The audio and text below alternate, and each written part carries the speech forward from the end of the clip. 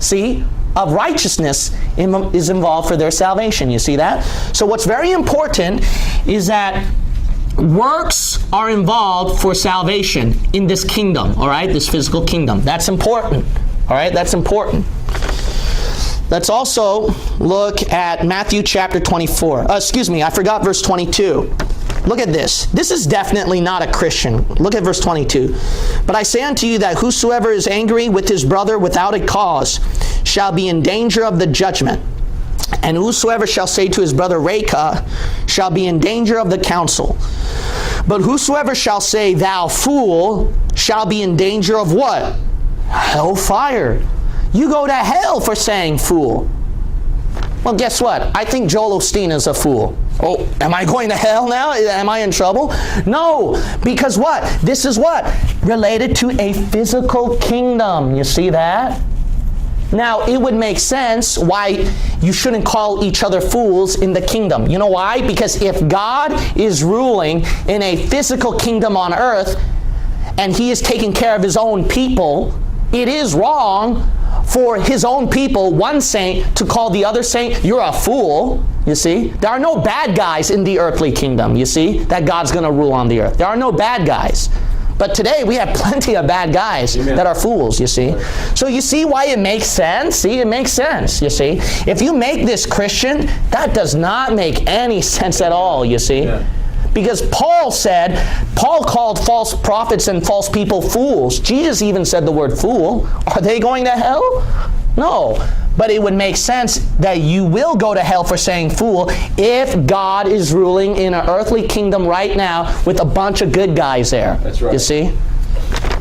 Let's also look at Matthew chapter 24. Matthew chapter 24. Matthew 24. We're going to look at verse 3. Matthew chapter 24, and we're going to look at verse 3.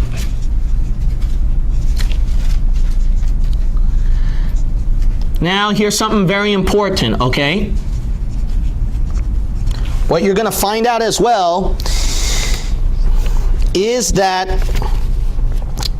Jesus Christ, He talked about end times Jewish things, all right? That is very important to know. He talked about end times Jewish things, okay? Now, you know why that's important, all right? Why that's important is because Jesus Christ talked about works for salvation, and He also talked about a rapture for the tribulation. He talked about a rapture after the tribulation, not before. Jesus Christ mentioned that there was a rapture after the tribulation, not before. But this is not going to be for spiritual Christians. This is going to be related to what? Jewish. Okay? Look at Matthew chapter 24, verse 3. The Bible says, and as He sat upon the Mount of Olives, the disciples came unto Him privately, saying, tell us, when shall these things be? And what shall be the sign of Thy coming and of the end of the world?